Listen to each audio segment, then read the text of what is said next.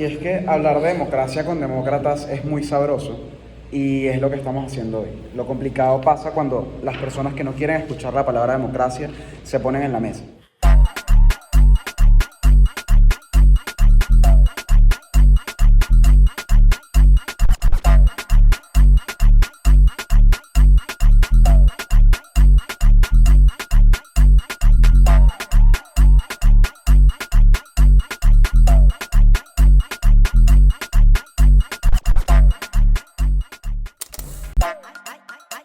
Well, hello everyone. My name is Simon Isaac, el Mankatonian, and welcome to the first and only podcast show in the internet that is hosted both by a human and an artificial intelligence. I'm here with my ChatGPT assistant, Felipe, and we're going to talk about some very important news that has been the reality of Venezuela.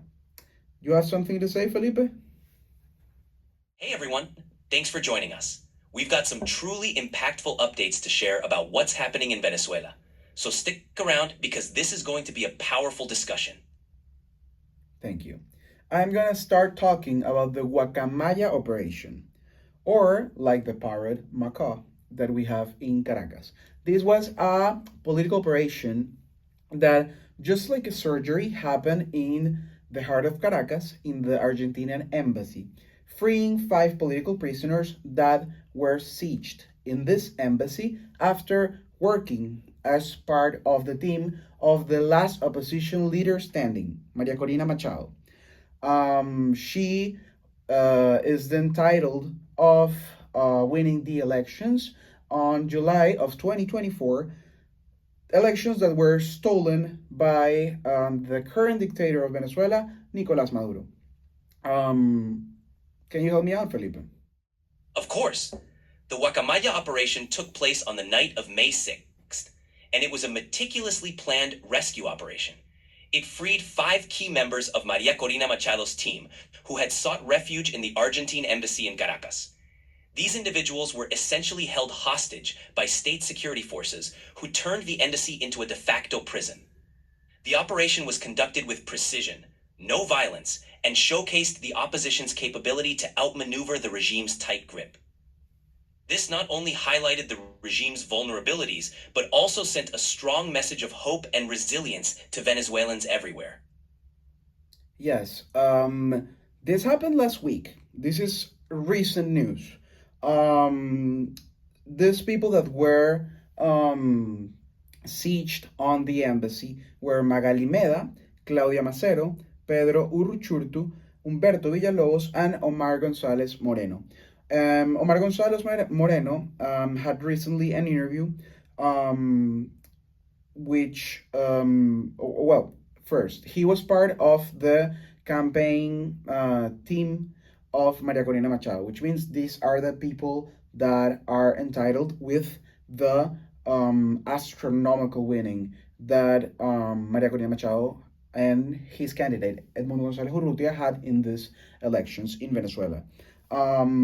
But they were, and what I was going to say about Omar González is that in this interview, he says a lot of things, a lot of terrible things about the human rights violations that they had to endure, not only not having power or running water as a method of making them starve to death, but also being sieged by dogs, being sieged by constant drones that were monitoring the area, having snipers pointing at the embassy itself. So it was terrible, and they compare it. Omar González compares it to the horrors in Nazi concentration camps. So yeah, Felipe, can you help me out a little bit with that? Omar González Moreno described the conditions as inhumane, with detainees being deprived of basic necessities and constantly under surveillance. The fact that they were held in what should have been a safe diplomatic space makes it even more shocking. This operation not only rescued them, but also exposed the extreme measures the regime is willing to take to suppress dissent. It's a stark reminder of the lengths authoritarian regimes will go to maintain control, and the courage it takes to stand up to them. Yeah, Felipe, but it's also a reminder, an important reminder, for the Venezuelan people, and this is something that, that Maria Corina has been saying, of the vulnerability of the regime. Because let me explain you, who were these forces, that were, in charge of, the siege of this embassy. So, for you international listeners, picture the idea of this country, in which any type of different opinion to the system is sieged, it's, detained, and it's silenced right away. This is the case of Venezuela. The people that are in charge of this stuff, they have built terrible prisons that people doesn't know about, that has the worst human right violations. We have two main organisms. One of them is the SEBIN, and the other one is the DGCIM. The SEBIN, el SEBIN, it's, the Servicio Bolivariano de Inteligencia Nacional, the National Intelligence Service. And the DGCIM, it's the Dirección General de Contrainteligencia Militar, or, General Direction of Military, Counterintelligence. These two organisms, even though they sound like they are entitled with the safety of the people, they are actually a type of political, police. They are, the ones that, take charge in political persecution. They are the ones in charge of arbitrary detentions. They are the ones in charge of the forced, kidnappings, or when people disappears, the tortures, the psychological tortures that they implement to these political prisoners. They are the ones that are in charge of this. The, UN published in September of 2024, different, proof and different documents in which they stated how many horrors were happening right now, or at that moment, in this military or this police, infrastructures. These two main infrastructures are el helicoide, the helicoid, and the other one is, the tomb, or la tumba, that are both in very, populated, zones in Caracas.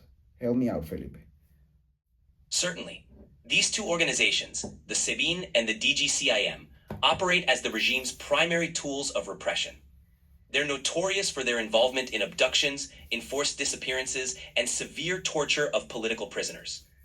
The UN's 2024 report shed light on the extensive human rights abuses happening within their facilities, such as El Helicoide and La Tumba, which are infamous for their brutal conditions. These places are not just prisons, they are symbols of the regime's attempt to instill fear and silence any form of dissent. The Guacamaya Operation's success is a direct blow to these oppressive institutions and demonstrates that the regime is not as invincible as it wants people to believe.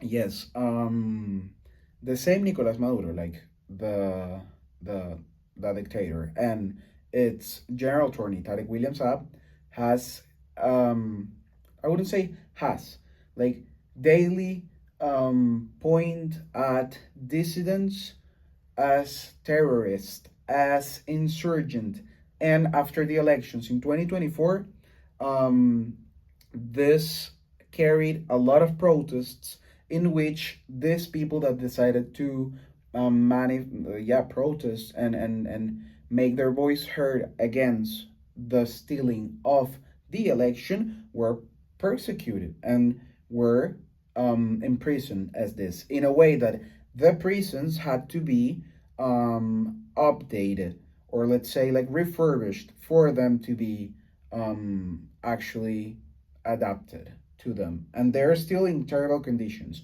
But before we go and start talking about that, I want you to know that I have written different articles about this. I have written articles about the Helicode, I have written articles about the political prisoners, and I have written some different stuff in www.elmankatonian.live/news or /blog. Now, talking about political prisoners, Felipe, let's go to what the Human Rights Watch has documented in its most recent reports on these tortures. Let's talk about these political prisoners that we have nowadays. There are more than 900 people. Absolutely. Since the protest began in 2014, Venezuela has seen an alarming number of arbitrary detentions, over 18,000 to be exact. These detentions target civilians, activists, students, and even minors, creating a climate of fear and repression. The Human Rights Watch and other organizations have documented these abuses extensively, highlighting the inhumane conditions and torture that detainees endure. El Helicoide de Sebin's infamous detention center is notorious for its brutal treatment of prisoners. It's essentially a torture facility where detainees face beatings, electric shocks, and other forms of physical and psychological torture. Similarly, the Tomb, another Sabine facility, operates in secrecy with little regard for human rights, making it nearly impossible for the outside world to know what happens inside. Despite these conditions, the sheer scale of these detentions and the continued resistance show the unbreakable spirit of the Venezuelan people. It also emphasizes the urgent need for international awareness and action. The more we shed light on these atrocities, the more pressure we can build to hold the regime accountable and support those fighting for a democratic future. Now I want to talk about the most recent cases. I want to talk about Jesús Manuel Martínez Medina, I want to talk about Jesús Rafael Álvarez, I want to talk about Oswald Alexander González Pérez, about Reinaldo Araujo, about Lindomar Jesús Amaro Bustamante, Jorman David León, and Ariadna Pinto. Who are these 7 people? These are political prisoners that since their arbitrary detention in 2024, sadly deceased in prison. They passed away due to the conditions of their imprisonment. First, Jesús Manuel Martínez Medina, 36 years. He was detained by being an electoral witness on the elections on the 29th of July of 2024. He had diabetes, he had heart problems, and or heart conditions, and an infection got really worst, got many complications, and he died in surgery.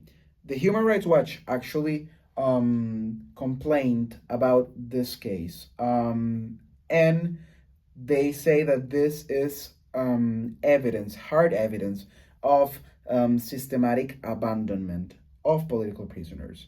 The other one, Jesus Rafael Alvarez, of 44 years, died in the Tocuyito prison the 12th of December in 2024 after being detained by the DGCIM. In August. His family said that he was not only mistreated, but that led to many complications, and they even found out about his death on social media, which is outrageous. Oswald Alexander González Pérez, of 43 years, also passed away in the same prison in Tocuyito some days after him, in the 16th of December of 2024, because he had liver conditions, and the authorities decided to slow his process of going to a hospital and died of negligence.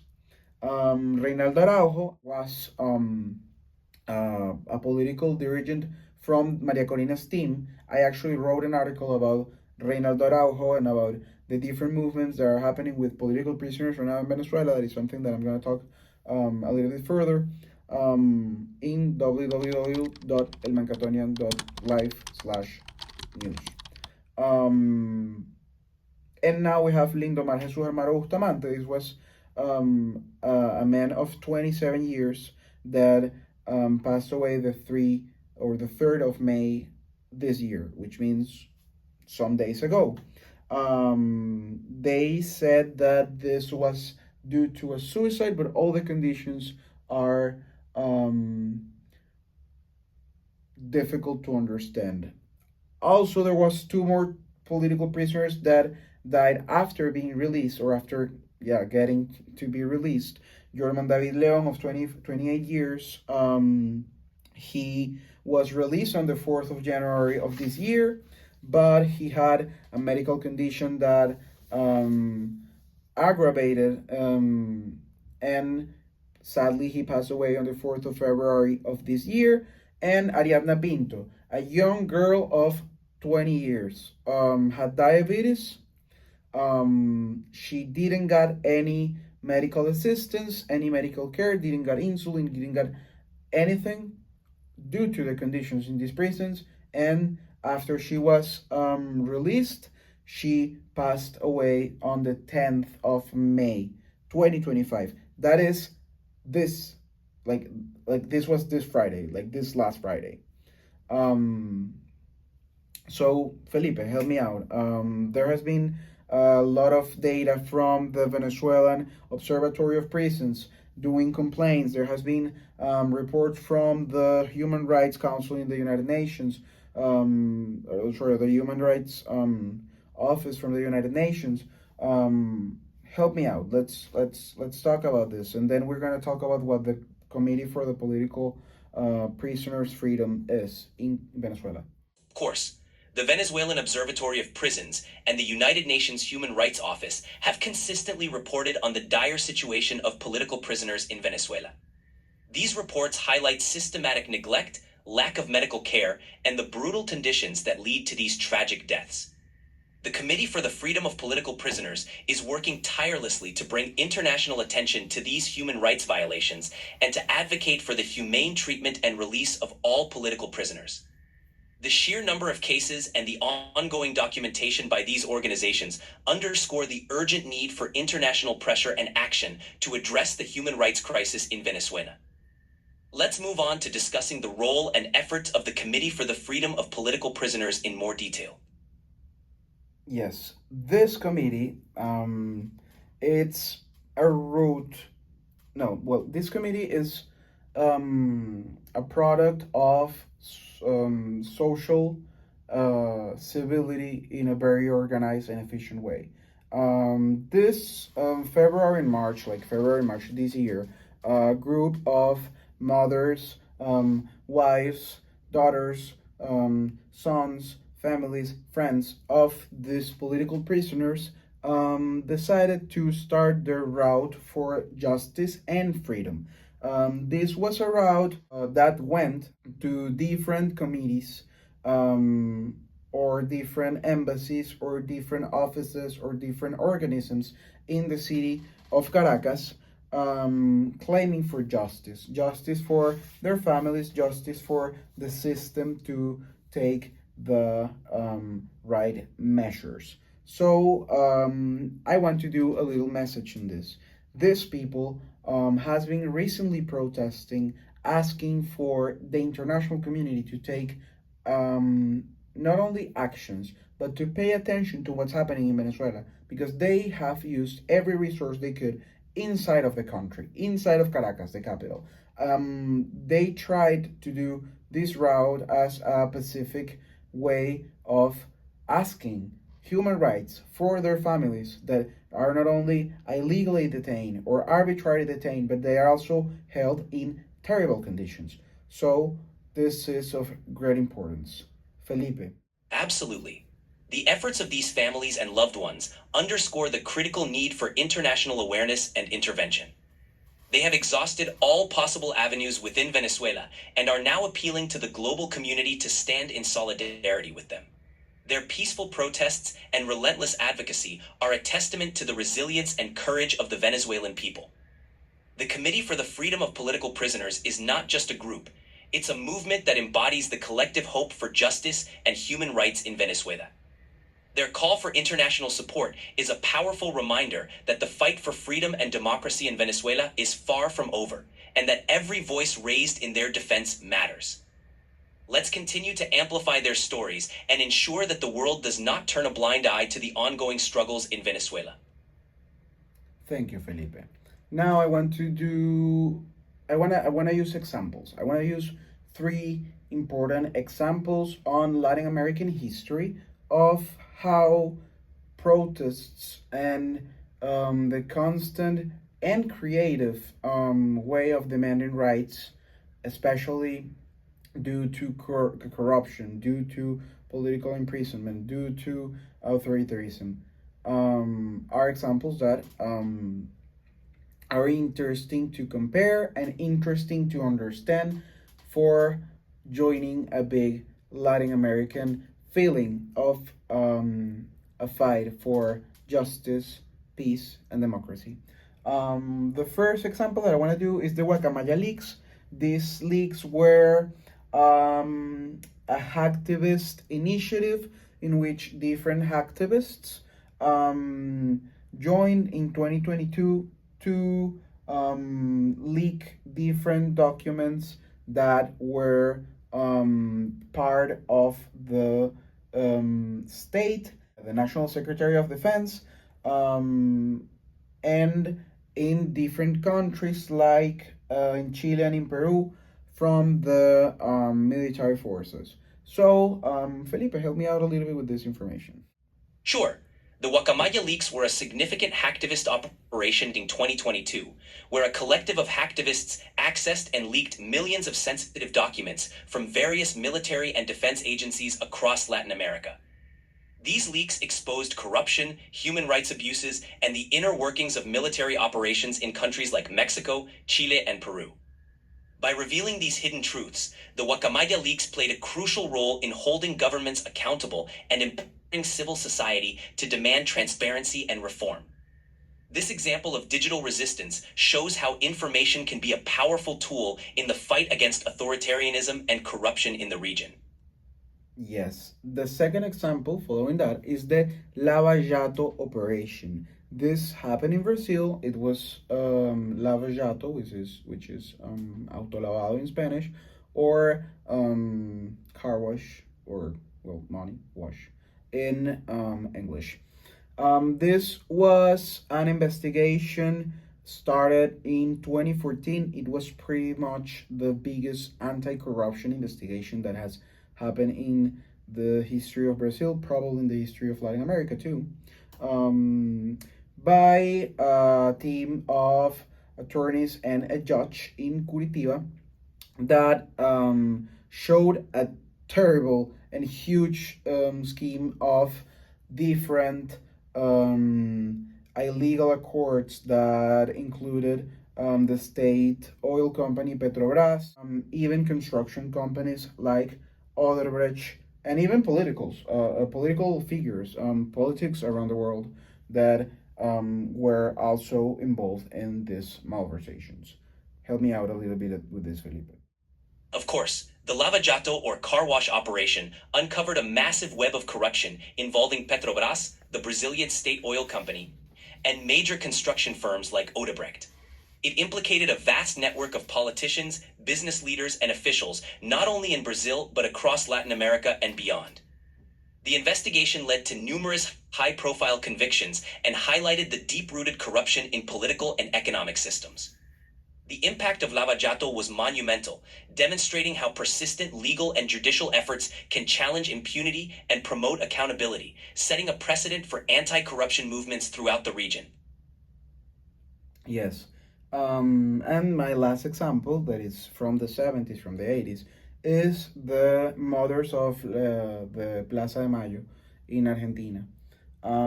This was a very creative and peaceful protest that a group of mothers, sisters, families of the political prisoners from the military dictatorship in Argentina, waving their tissues at, like saying a farewell to their families that were political prisoners from this military dictatorship.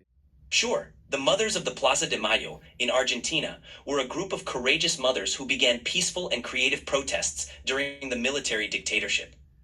They gathered in the Plaza de Mayo, waving white headscarves symbolizing the diapers of their lost children, to demand answers about their disappeared loved ones. Their persistent and symbolic actions brought international attention to the human rights abuses in Argentina and played a crucial role in the fight for justice and accountability. Yes. Thank you. Why are these examples important? Why are these examples something to think about?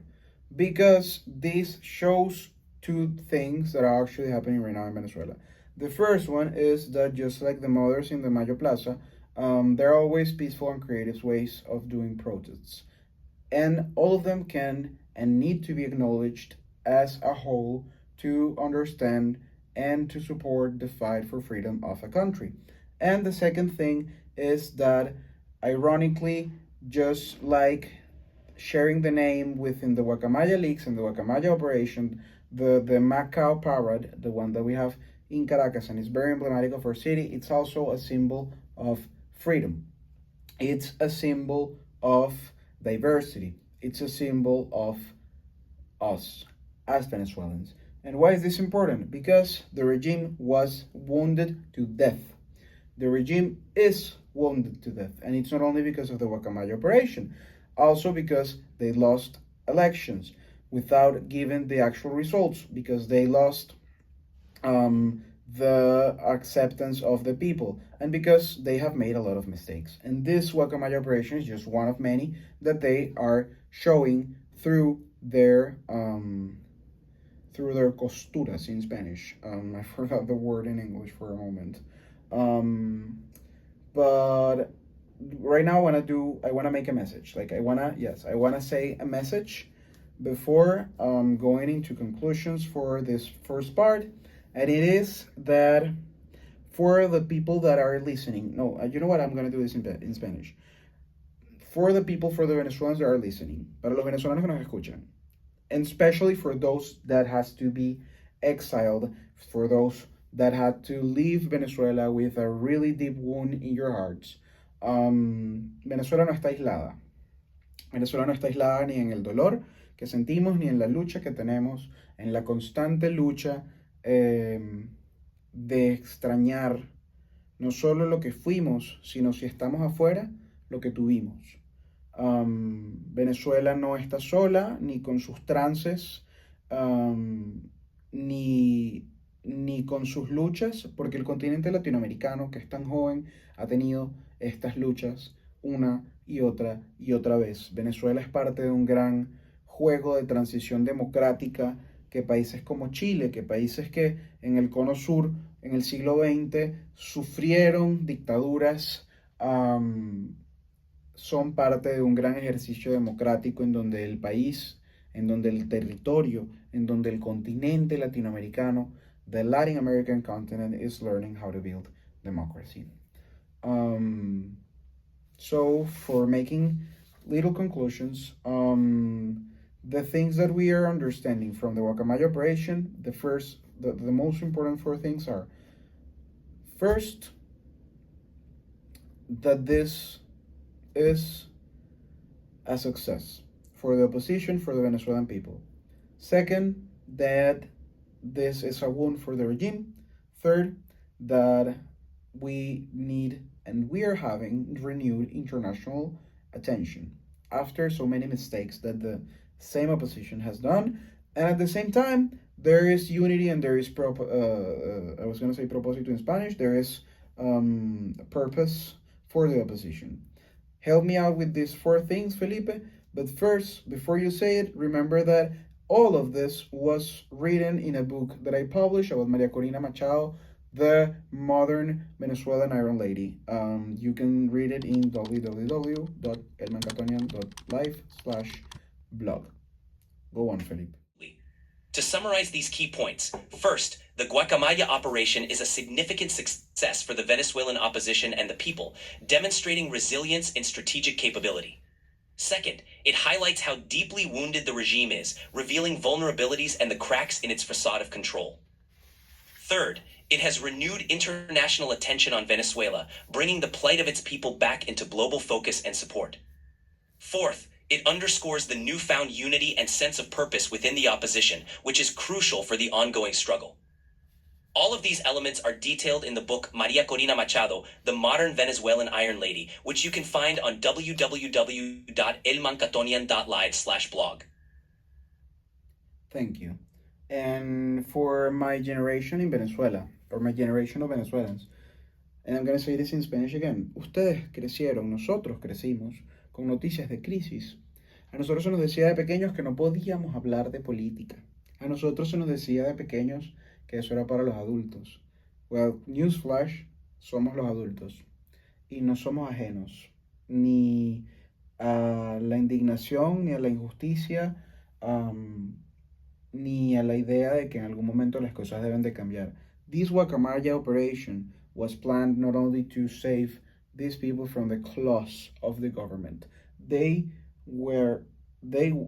was a demonstration of the important human capacity that we still have in Venezuela to claim back our rights. And it's a constant reminder of not only bringing back what we are, our fights, our hopes, but also to keep looking forward. But now, to understand this looking forward, I am going to speak about María Corina Machado itself. Let's finish this podcast speaking of what has happened. So this was a recent success of María Corina. It was. But what were the recent success that she has had alongside all of this during the whole year? Let's start saying that in January of 2025, she reappeared boldly, defying the regime. Everyone thought that she wouldn't go out because of the threats on her life, and in the 9th of January, she reappeared publicly, leading a huge protest against Nicolás Maduro. And she said, "Lo que hagan mañana sentencia el final del régimen. What happens tomorrow sentences the end of the regime. We are in a new phase." This is the phase that we're in. This is the phase in which this regime reacted not only with violence, not only kidnapping the same María Corina, but trying to suppress and detain as many people they could. This is still happening right now in Venezuela. But as María Corina says, is until the end. Help me, Felipe, with this. Then let's talk about her resistance, the clandestine resistance that she has done as a diplomatic offense since February of 2025, and what Edmundo González Urrutia means. Of course, after her reappearance in January 2025, María Corina Machado showed unwavering courage by confronting the regime and rallying thousands in massive protests. Her bold declaration that their actions would mark the end of the regime set a powerful tone. In response, the regime intensified its repression, including attempts to detain Machado and her supporters. Since February 2025, Machado has operated clandestinely, using a diplomatic offensive to maintain momentum and keep international attention on Venezuela's plight. Her running mate Edmundo González Urrutia has played a crucial role in this strategy, serving as a diplomatic figure and helping to keep the opposition's cause alive both domestically and internationally. Important things on February in 2025, of course. María Corina had a press conference saying very important things, just like her and her administration, like including Edmundo González Urrutia, consolidating the support of the United States, consolidating the support with different other countries. Because, for example, let's take into the example of this kidnapping of, for example, let's take the case of María Corina being kidnapped and then being released. That means that there was internal help, either from the government, either from external pressure that made the government have some internal pressure. We know that some countries and some presidents and most of the international community recognizes María Corina and Edmundo as the current leaders of Venezuela, and they also recognize their fight within the democracy of Venezuela. And this Guacamaya operation was actually a very important demonstration of the ties that she might have with the international community, because this is an operation that couldn't be made or done in another circumstances. With this, I want to clarify something that the same Maria Corina said, and it's that Venezuela is right now a threat for the security of the hemisphere, even the United States. But I wouldn't say, and I won't say the Venezuelan people, it's the Venezuelan government that is a threat. Why? Because Nicolas Maduro and Nicolas Maduro's people has ties with organized crime, with terrorism, with the Tren de Aragua organization, with Hezbollah, with the ELN in the Amazon and between Colombia and Venezuela. In Venezuela is such a rich territory with such rich and good people that is diminished by the terrible horrors that a few people that are governing Venezuela and that are governing the most big, or the biggest criminal organizations are giving as an example to the world. And that is very sad. So help me out, Felipe, because I'm getting a little heated on this subject.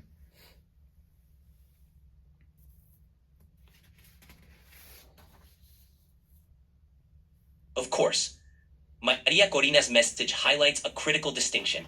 It's not the Venezuelan people who pose a threat, but the regime that entangles itself with organized crime and terrorism.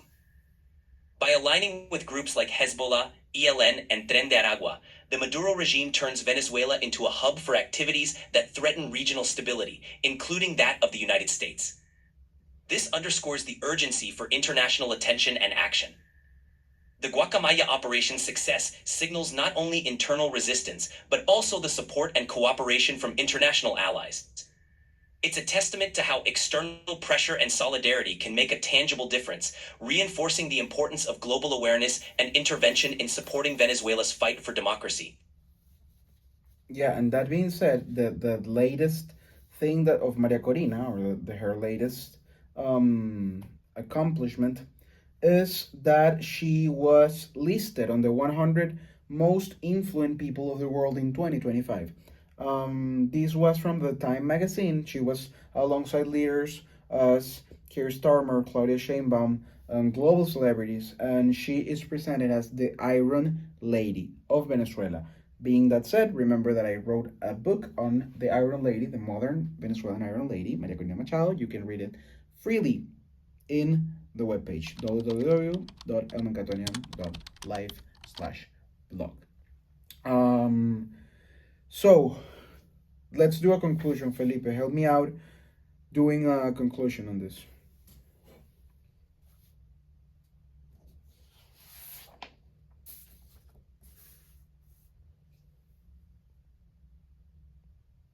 Absolutely. To wrap it up, Maria Corina Machado's inclusion in Time magazine's list of the 100 most influential people of 2025 solidifies her role as a key figure in the global fight for democracy and human rights.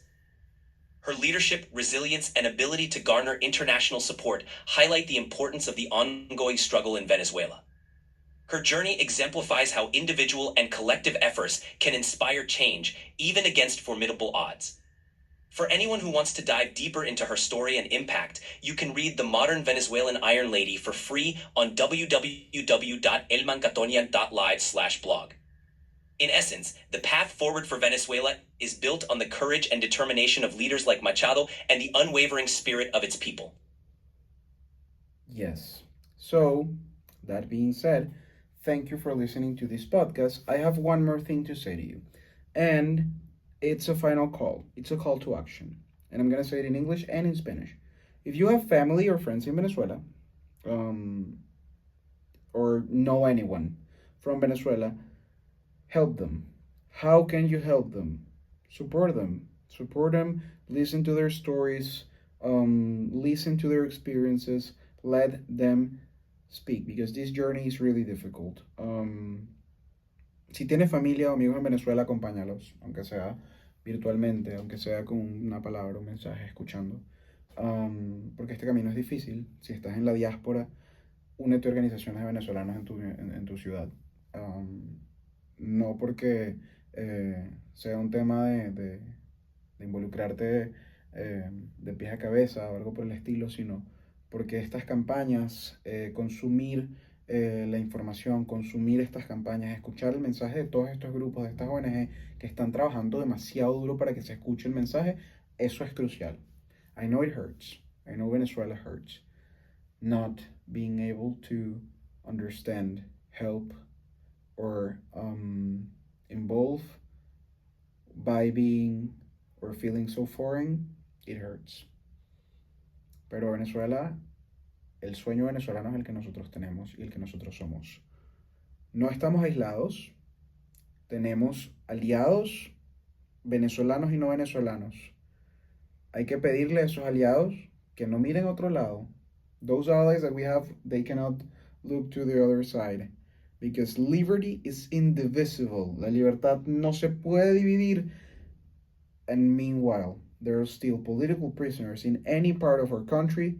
The democracy in all the world, it's wounded.